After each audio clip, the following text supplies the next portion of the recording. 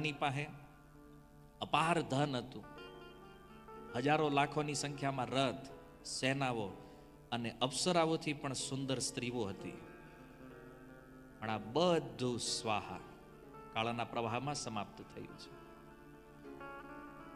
એટલા માટે ભગવદ્ ગીતામાં ભગવાન શ્રી કૃષ્ણચંદ્ર કહે છે, અનિત્ય અસુખમ લોકમ ઇમમ પ્રાપ્ય ભજસ્વ મામ. કહે છે, હે અર્જુન, આ જગતનું સુખ જે છે ને એ અનિત્ય છે, અને એટલા માટે આ અનિત્યના ચક્કરમાં આપણી શક્તિને વેડફી નાખવી આ બુદ્ધિમાની નથી. જેવો આપણે નોકરી કરતા હોય, બિઝનેસ કરતા હોય, પરિવારનું પાલન કરવા માટે, વ્યવહાર માટે આ બધું જરૂરી છે, કરવું જોઈએ. પણ આપણા જીવનનું લક્ષ્ય આ નથી. એ વ્યવહાર ચલાવવા માટે છે, ઘર પરિવાર ચલાવવા માટે છે, પણ આત્મકલ્યાણ તો ભજન દ્વારા થાય છે. અને એટલે ભગવાન કહે છે, પ્રાપ્ય ભજસ્વ મામ. હે અર્જુન, તું મારું ભજન કર. સંપૂર્ણ શાસ્ત્ર આ જ સમજાવે છે આપણને કે આપણું મન કેવી રીતે ભગવાનમાં લાગે. અને માની લ્યો ભગવાન પાસે કંઈક માંગવાની ઈચ્છા પણ થાય ને, તો ભગવાન પાસે એ જ માગો કે હે પ્રભુ, મારું મન તમારામાં લાગી જાય. આ જ માગવું જોઈએ. કેમ? કારણ કે મનનું ભગવાનમાં લાગવું આ સૌથી મોટી કૃપા છે ભગવાનની. ગીતામાં તમે જુઓ, ભગવાન કૃષ્ણ અર્જુનથી એક જ વસ્તુની ડિમાન્ડ કરે છે આખી ભગવદ્ ગીતામાં. કે છે, અર્જુન, તારું મન મને આપ. મય્યર પિત મના, મન મના ભવ મદ ભક્ત. તો મન ભગવાનમાં લાગ્યું એનો અર્થ છે ભગવાનની કૃપા આપણી ઉપર થઈ ગઈ છે. જો આ કૃપા શું છે? સુખ સુવિધા મળવી. ઘણીવાર આપણે લોકોને પૂછીએ, બહુ ધન કમાણા હોય ને, એને પૂછીએ, તમારે તો બધું જલસા છે હો ભાઈ. એમ ભગવાનની કૃપા. ધનનું વધવું એ ભગવાનની કૃપા છે. ભાગવતમાં તો ભગવાન કંઈક જુદું કહે છે. ભગવાન કહે છે કે હું જેની ઉપર કૃપા કરું ને એનું બધું હરણ કરી લઉં છું. એનું ધન, પરિવાર, સ્નેહી બધું હરણ કરી લઉં છું. આ કૃપા ભાગવત કહે છે. અને આપણે કોને કૃપા કહીએ? આપણે કૃપા એને કહીએ છીએ કે જે આ દુનિયામાં સંપત્તિ મળે, સુખ મળે, ઐશ્વર્ય મળે. આ કૃપા નથી. કારણ કે અસલી કૃપા છે મનનું ભગવાનમાં લાગવું. આપણી પાસે ધન વૈભવ હોવો એ આપણા કર્મનું ફળ છે, આપણા કર્મ દ્વારા પ્રાપ્ત થયું છે. અને એટલા માટે હવે એક પ્રશ્ન આપણા મનમાં એ છે કે તો આ મનને લગાવવું કેમ ભગવાનમાં? ચાલો, આ વાત તો આપણને સમજાણી કે મનનું ભગવાનમાં લાગવું જરૂરી છે, પણ એ લાગે કેમ? ટ્રાય તો બહુ કરવી છે, હજી લાગતું નથી. ઘણીવાર આપણે કહેતા હોય લોકોને, તમે ભગવાનનું નામ જપ કરો, તો કે પ્રભુ, માળા કરવાની ઈચ્છા તો બહુ છે પણ મન લાગતું નથી. પ્રશ્ન તો છે ઘણા લોકોને, મન નથી લાગતું તો કેમ માળા કરવી? તો આપણે સમજવું છે મન ભગવાનમાં લાગે કેમ. તો જો કથા જે છે ને, કથા દ્વારા મન જેટલું સહજ ભગવાનમાં લાગે આટલું અન્ય કોઈ સાધનોથી લાગતું નથી. શાસ્ત્રોમાં હજારો સાધનો છે, પણ જેવું મન ભગવદ કથાથી લાગે આવું અન્ય સાધનથી નહીં લાગે. કેમ? કારણ કે કથામાં ભાવની પ્રધાનતા છે, તર્ક નથી, લોજિક નથી. જો તર્ક જે છે ને એમાં થોડું કન્ફ્યુઝન છે, ભાવમાં કોઈ કન્ફ્યુઝન નથી. કોઈના મનમાં પ્રશ્ન થાય, ભાઈ ભાવથી શું થાય? તો જો ભાવ વસ્તુની અપેક્ષા નથી રાખતો. વસ્તુના અભાવમાં પણ ભાવ પોતાનો પ્રભાવ પ્રગટ કરે છે. અને આ ભાવ જે છે ને, આત્માનું સાર સર્વસ્વ આ ભાવ છે. એક ઉદાહરણથી આપણે સમજીએ, કારણ કે ઘણીવાર ફિલોસોફિકલ વાતો પાછી આપણને નિદ્રા બાજુ લઈ જાય. એટલે સાથે સાથે આપણે એક્ઝામ્પલ સમજવું પણ જરૂરી છે. માની લ્યો કોઈના વિવાહ થયા, તો વિવાહ થયા એટલે એમાં કાંઈ બદલાય નહીં. પુરુષ જેવો હોય એવો ને એવો જ રહે, સ્ત્રી જેવી હોય એવી ને એવી જ રહે. પણ આ બંનેની અંદર એક પરિવર્તન આપણને દેખાય છે. એ સ્ત્રી માનવા લાગે કે આ મારા પતિ છે, પતિ માનવા લાગે આ મારી પત્ની છે. તો આ સંબંધ કયા આધાર ઉપર દ્રઢ થાય? કેવી રીતે ખબર પડે કે આ પતિ પત્ની છે? ભાવ. જ્યારે એ વિવાહ કરે, 4 ફેરા લે, મંગળસૂત્ર ગ્રહણ કરે, સિંદૂર ગ્રહણ કરે, એટલે એની અંદર એક ભાવ જાગે કે આ મારા પતિ છે. પતિની અંદર એક ભાવ જાગે કે આ મારા પત્ની છે. અને એ બંનેનો જે સંબંધ છે એની ઉપર આખું જીવન વ્યતીત કરે. તો જુઓ, ગૃહસ્થમાં આ સંબંધનો પાયો પણ ભાવ છે.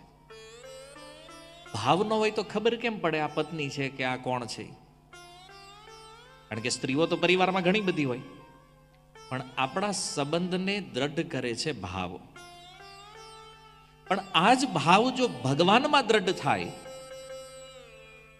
જેવી રીતે આપણે માની લઈએ કે ભાઈ પત્ની મારી છે અને આજીવન આપણે એનું પાલન પોષણ કરીએ છીએ, એની સાથે સંબંધ રાખીએ છીએ ભાવના સ્તર ઉપર, તો જ્યારે જીવ એવો ભાવ કરે કે ભગવાન મારા છે, હું ભગવાનનો છું, ત્યારે આ સંબંધ દ્રઢ થાય.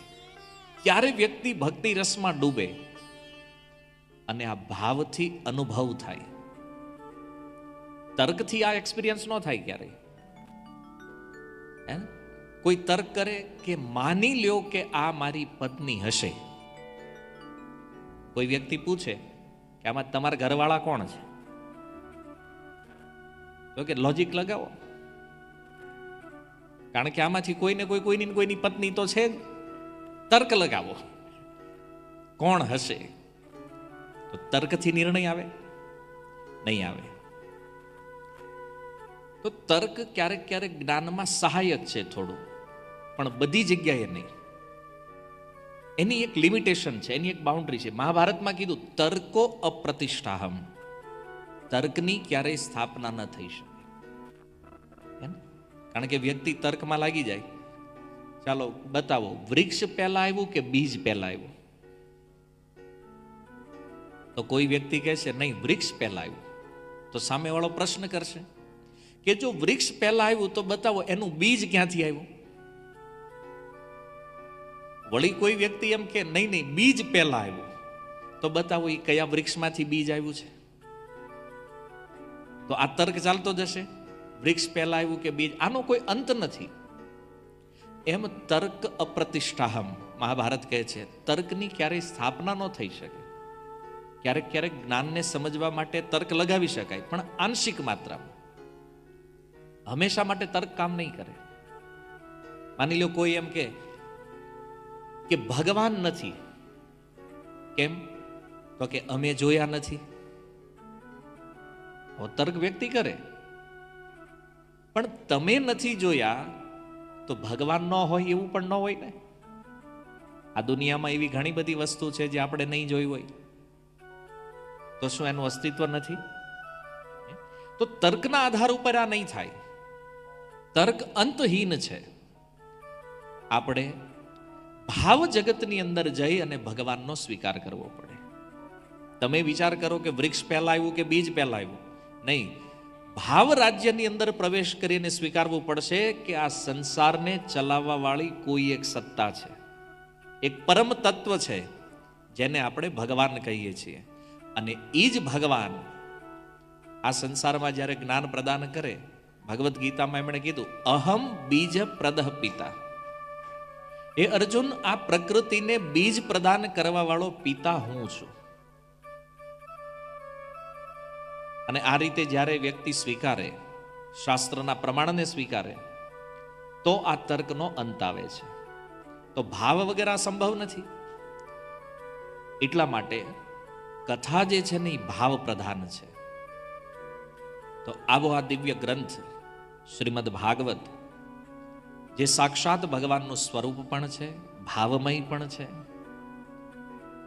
સૂતજી આની મહિમા કહેતા ભાગવત કથાનો આરંભ કરે છે. જો આપણા સનાતન ધર્મની અંદર કોઈ પણ ગ્રંથ, એનો આરંભ હંમેશા મહાત્મ્યથી થાય છે. મહિમાથી થાય. શું કામ? કે જ્યાં સુધી આપણે એની મહિમા ન સમજીએ ત્યાં સુધી એ વસ્તુમાં એમાં પ્રેમ ભાવ ન જાગે. હે ને? માની લ્યો કે આપણી પાસે કોઈ એક ડાયમંડ છે, એ એક ડાયમંડની કિંમત 1 કરોડ રૂપિયા છે, પણ હવે આપણને ખબર જ નથી કે આ ડાયમંડ ઓરિજિનલ છે, આની કિંમત આટલી છે, અને આપણે બસ એને ગમે ત્યાં રખડાવતા હોય. શું કામ? વેલ્યુ ખબર નથી. પણ જ્યારે કોઈ આવીને કે ભાઈ શું કરે છે, આની કિંમત ખબર કેટલી છે? 1 કરોડ. પછી રખડાવી, પછી 4-5 તાળા મારીને મૂકી દઈએ અંદર. વેલ્યુ ખબર પડી ને. એમ જ્યાં સુધી વેલ્યુએશન ન થાય ત્યાં સુધી કોઈ વસ્તુની મહિમા, એમાં પ્રેમ થતો નથી. માનો 500ની નોટ આપણા ખીચામાં પડી હોય, પણ આપણે એમ માનતા હોય કે આ તો કાગળનો ટુકડો છે, દુનિયામાં બધા કાગળ હોય, એમાં આ કાગળ છે. પણ માની લો એની વેલ્યુએશન ખબર પડે કે નહીં, આની ઉપર તો રિઝર્વ બેંક લખ્યું છે, આમાં ગવર્નરની સહી છે, અને આનાથી આપણે ખાવા પીવાનું લઈ શકીએ, વસ્તુઓ લઈ શકીએ, તો એની કિંમત કરશું કે નહીં? એમ મહાત્મય સમજવું જરૂરી છે. ત્યારે આપણી શ્રદ્ધા જાગે, અને શ્રદ્ધા વગર તો અધ્યાત્મમાં બધું નકામું છે. તો સુતજી 88,000 ઋષિઓ જેના લીડર શૌનકજી છે, આ શૌનકજી એકવાર 88,000 ઋષિઓને લઈ અને બ્રહ્માજી પાસે ગયા. બ્રહ્માજી પાસે જઈ અને કહે છે, હે બ્રહ્માજી, હવે નજીકના સમયમાં કળિયુગ પ્રારંભ થવાનો છે, તો આ કળિયુગના પ્રભાવથી અમે કેવી રીતે બચી શકીએ, એના માટેનો કંઈક ઉપાય બતાવો. ત્યારે બ્રહ્માજી કહે છે કે કળિયુગના ઉપાયથી જો બચવું હોય તો વધારેમાં વધારે સત્સંગ કરો. જેટલું બને એટલો સમય સત્સંગમાં આપો, કારણ કે સત્સંગનો એવો પ્રભાવ છે કે કળિયુગના પ્રભાવથી જીવ પોતાની રક્ષા કરી શકે. સત્સંગ કરવો જરૂરી છે. કારણ જો આપણે સત્સંગ ન કરીએ તો શું થાય? કુસંગ પાપ કરાવે. માની લો આપણે અહીંયા બેઠા છીએ, હવે તમે કલ્પના કરો કે આપણે આ સમય કથામાં ન હોત તો શું કરતા હોત? કંઈક ખોટું બોલતા હોત, ક્યાંક કોઈની નિંદા કરતા હોત, ક્યાંક અધર્મનું આચરણ કરતા હોત. તો આ કુસંગ જે છે ને એ બુદ્ધિને ભ્રષ્ટ કરાવે. પણ જો જેટલો સમય તમે અહીં બેઠા છો, તમારાથી એક પણ પાપ થવાનો નથી. સત્સંગમાં જ્યાં જ બેઠા છો, નહીં પાપ થાય, નહીં ખોટું બોલાય, નહીં કોઈની નિંદા થાય, નહીં અધર્મનું આચરણ થાય, કોઈ વસ્તુ નહીં. આ સત્સંગનો પ્રભાવ છે. તો કળિયુગમાં જેટલો ટાઈમ સત્સંગમાં આપીએ ને, એટલો ટાઈમ આપણે અધર્મના આચરણથી બચી જઈએ છીએ, કારણ કે સત્સંગમાં બધું થાય નહીં. પણ એક વિચાર એ પણ છે કે સત્સંગ દ્વારા આપણને ભક્તિ પ્રાપ્ત થઈ. એક ભક્તિ લતાનું બીજ આપણી અંદર ભગવાન કે ગુરુની કૃપાથી આવી ગયું. પછી છોડનું અંકુરણ થયું, ભક્તિ લતાનો છોડ ઉગ્યો. પણ હવે એની સુરક્ષા કરવી જરૂરી છે. આપણે સત્સંગમાં પણ ગયા, આપણામાં ભક્તિ પણ આવી, પણ જોવો છોડને વાડ ન કરો ને તો એ છોડને કોઈક બકરું આવીને ખાઈ જાય, કોઈક એવો પશુ આવે તો એ કચડી નાખે, છોડ નષ્ટ થઈ જાય. પણ આ ભક્તિની સુરક્ષા જે છે એના માટે સત્સંગ રૂપી વાડની જરૂર છે. એ વાડ એવી મજબૂત હોવી જોઈએ કે કોઈ પશુ આવી અને આપણા એ છોડને નષ્ટ ન કરે. તો શૌનકાદી ઋષિઓ બ્રહ્માજીને કહે છે કે એવું સ્થાન બતાવો કે જ્યાં અમે દીર્ઘ કાળ સુધી સત્સંગ કરી શકીએ, કોઈ ડિસ્ટર્બન્સ ન હોય, અને એવા સાધુ જે દીર્ઘ કાળ સુધી અમને સત્સંગ કરાવે. જ્યારે બ્રહ્માજી પાસે આ પ્રાર્થના કરવામાં આવી, બ્રહ્માજીએ પોતાના મનથી એક ચક્ર પ્રગટ કર્યું, મનોમય ચક્ર.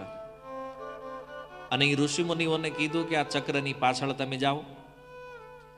જે સ્થાનમાં આ ચક્રની અણી જે છે એ ક્ષીણ થઈ જાય, સમજી લેજો કે આ સ્થાન તમારા માટે સૌથી ઉત્તમ છે. બધા ઋષિમુનિઓ એ ચક્રની પાછળ જાય છે અને એ ચક્ર વર્તમાન સમયમાં જે નૈમિષારણ્ય નામનું સ્થાન છે ત્યાં આવીને એ ચક્ર જમીન ઉપર સ્થિત થયું. એનું નામ નૈમિષારણ્ય એટલા માટે પડ્યું છે, નેમિ કે